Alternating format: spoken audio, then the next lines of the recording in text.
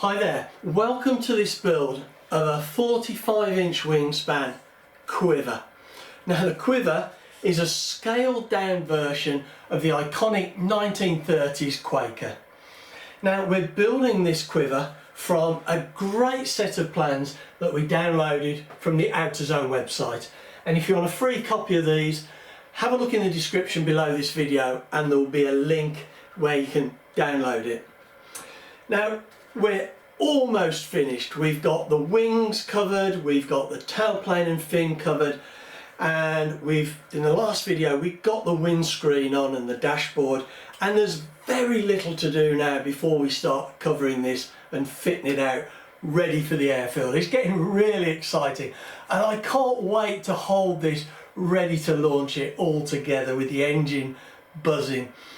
But the first thing we're going to do before we start to cover this is we need to have a look at painting the engine bay and fuel proofing it, and fuel proofing the dowel at the front here that will take the elastic bands. Now we're going to be painting inside the nose section of the plane, so the inside of the cheeks, the underside and underneath here. But what I don't want to do is paint the beech engine bearers. I really like those being beech, and I think it'll just add a little bit of colour to the front. So none of the beech will get painted, just the inside. And I'm going to be painting that in an acrylic paint. This is what I'm going to be using. It's just a standard modelling paint, and you can see that's dark grey. I didn't want to do it in black because that would be just too dark. I thought a grey would be nice. And this isn't fuel proof, not in any sense. And so once I've got that painted, I'm going to be fuel proofing it as well, and I'm going to be using a 2-part epoxy 30-minute setting, and I'm going to thin that down a little bit with some 95% alcohol, and then I'll just brush it around the inside. Now the paint, I will come beyond where the tissue will come to. The tissue will come to this line here, I think, around there, and I will paint just very, very slightly beyond there. I don't want to go too much because you'll see it under the tissue. In fact, I might not. I might just take it right to the seam, but the fuel proofing will certainly come around and go under where the tissue is going to be, just to make sure that when the tissue goes on top, we've got a nice fuel proof seal. And I will probably go over with fuel proofing again once the tissue is on.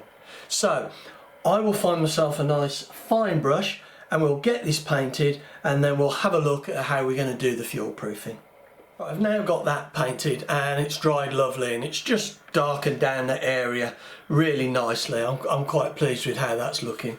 So it's time to start fuel proofing, and what I'm going to do is I'm going to weigh out the amount of epoxy that I'm going to use. And as I said earlier, it's a 30-minute epoxy, and I'm going to thin it down with a little bit of 95% ethanol. And I usually weigh it out just because of the volume involved. When I'm mixing small amounts, it's a lot easier to judge volume. So what I do is I just put the one epoxy in. I'm putting the resin in at the moment, and I kind of I'll probably put about 2 grams in. There we go. And it's interesting doing it this way because you appreciate how much weight you're actually adding to the front of your model. And now I'll put in another 2 grams of the hardener. I just find it more accurate this way, particularly with larger volumes. There we go. So we've got 4 grams in there now, and we'll give this a really good stir, get it nicely mixed up, and then we'll add the ethanol to it, and that'll just thin it down enough that it will brush on nice and easily. Now if we haven't got enough epoxy here, that's fine, because I'll probably redo it after we've done the covering. The main thing to work on is the join between the painted surface and the tissue, so coming around a little bit and also going into the the paint, but hopefully we'll get it all done. So we'll just put in a little bit of the alcohol, and the thing about adding the alcohol is it does increase the cure time, so it gets a lot faster. So we need to work fairly quickly, and just a few more drops. We don't want to put too much in, just a little bit at a time, because you don't need that much to thin it down. I don't know whether you can see that's quite thin and runny there now. Maybe just another couple of drops. There we go. Right, and I've got some tissue here to wipe my hands, because it'll inevitably get on my hands.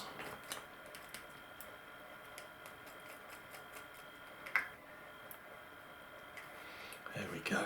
Now all we're going to do is brush this on, and I've got a brush that I just specifically use for this job, and we just brush it on. It will fill up the holes in the engine bearers for the engine bolts, but we'll just have to run a drill through those when we've done this. So I will get on now and quickly get this done before it starts to cure. Right, I've now got this covered in epoxy, and I had plenty, and I've also done the cheeks here, and I've done this section around here up to the windscreen. And the reason I've done those is, one, it'll be really useful if they are fuel proofed, but I'm only going to bring the covering film just to this line here and to here. I'm not going to cover that with covering film. So when I come to put the tissue on, I need this area to be waterproof, because I'm going to put it on with water. So what better than to combine the fuel proofing with the waterproofing. So I'm talking quickly now, because I need to get my brush washed out before it cures, which it is just starting to do. And I'm just going to wash the brush in 95% alcohol, same stuff that I use to thin it down. And it's might as well do that and save the brush, save the container, and we can use them again. Well, we've now got the engine bay painted, fuel proofed, and we're ready to go with the covering, I think. You may have noticed I also decided to paint this dowel at the front, and I will need to fuel proof that at a later date, but I'll probably do that once I've got the covering finished. But it's really exciting now, because all I need to do is to give this a finishing sand with a really nice fine garnet paper, and then we're going to start covering with the laminating film, and that's going to be a 38 micron laminating film. And then, as I've said in previous videos, we're going to start covering it with a lovely Japanese Asuka tissue. So I'm going to wrap this video up now, and I hope you'll come back and see how we get on in finishing off this lovely 45-inch wingspan Quiver. Thanks very much for watching.